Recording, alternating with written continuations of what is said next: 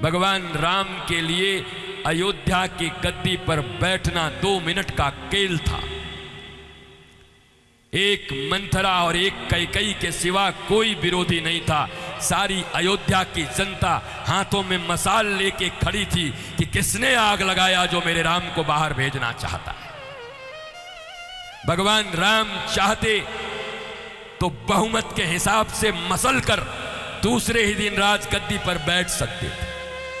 बहुमत था उनके पास, सारी जनता उनके साथ खड़ी थी। पिता भी खड़े हो गए थे बाद में कि मत जाओ। जिसके नाम पर सत्ता मांगी गई थी वो भरत भी चरणों में गिरे हुए थे कि भैया ये आपका है।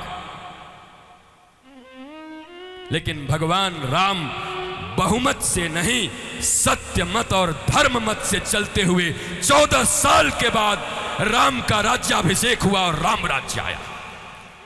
राम बन गए तो राम बन गए। अगर राम बन न गए होते तो राम एक साधारण अयोध्या के राजकुमार रह जाते, पर बन जाकर के राम किसी सबरी और किसी जटायु और किसी निषाद राज के दिलों में छाने वाले युवराज बन गए, भगवान बन गए। इसलिए राम बन गए। कब? जब राम बन गए तब। राम बन गए तो बन गए। जीवन में कभी प्रतिकूलता आए मेरे माई बाप, मेरे प्यारे बच्चों, हिंदुस्तान के लोगों, रातों रात अगर परिस्थिति बदल जाए चिंता मत करना।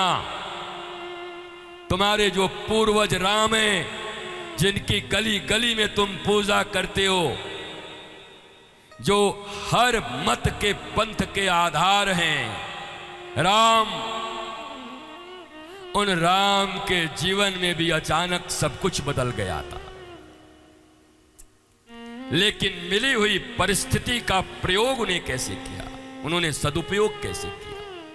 अपनी बेगम के मरने के बाद ताजमहल बनाने वाले, उसके बाद भी कई बेगमों से विवाह करने वाले,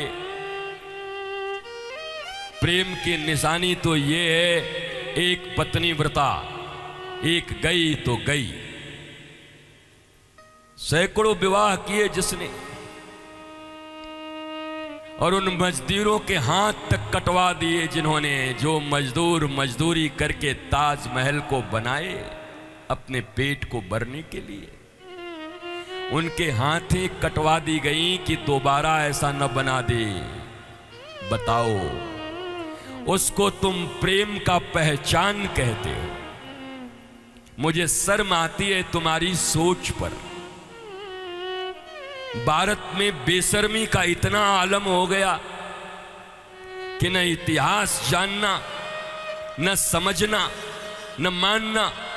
इस दुनिया में अगर प्रेम का कोई चिन्ह हो सकता है तो केवल और केवल एकमात्र चिन्ह हो सकता है राम सेतु। इस दुनिया में अयोध्या से पैदल चलकर लंका तक जाने वाला, समुद्र पर पुल बांध करके, जबकि वो चाहते तो कई विवाह कर सकते थे, पर अपनी प्रिया सीता के लिए समुद्र पर पुल बांध दिया। अगर कभी अपनी प्रेमी या अपनी माता पिता किसी को प्रेम में कोई निशानी देनी हो तो छोटा सा राम सेतु का चित्र दे देना। इससे बड़ा कोई निशानी प्रेम का नहीं हो सकता भारत में। अयोध्या से चल करके तमिलनाडु तक जाना, कहां नॉर्थ से साउथ तक पैदल जाना, और वहां भी जाकर समुद्र में पहली बार पुल को बांध लेना उस समय में, एक जानकी के लिए, अपनी प्रिया के लिए। लेकिन बारे भारत का इतिहास, बारे भारत की एनसीईआरटी, बारे भारत की शिक्षा व्यवस्था, जिसने राम सेतु को ग्लोरीफाई नहीं किया और राम सेतु को भारत में प्रेम का प्रतीक नहीं बनाया, बल्कि एक पत्नी को मरने के बाद और कईयों से विवाह करने वाले और मजदूरों के हाथ कटवाने वाले इमारत को प्रेम का इमारत बना दिया। ये भारत है, ये इतिहास है तुम्हारा। इसी इतिहास के कारण तुम नीचे जा रहे हो। ये बात बोलने वाला कोई नहीं, और बोलने वाला है तो समझने वाला कोई नहीं। 100 बार जाना हो, ताजमहल देखने में कोई बुराई नहीं, जाओ देखो, घूम आओ, वह ताज करी आओ, देश की संपत्ति है हमारी, देख आओ।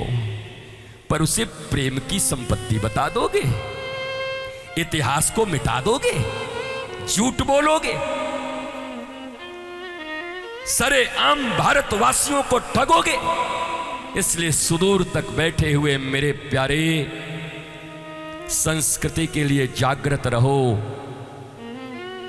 संस्कृति बचेगी, देश बचेगा, देश बचेगा तो कौन सा देश है हमारा? ये वही देश है, मेरे देश की धरती सोना उगले उगले हीरे मोती,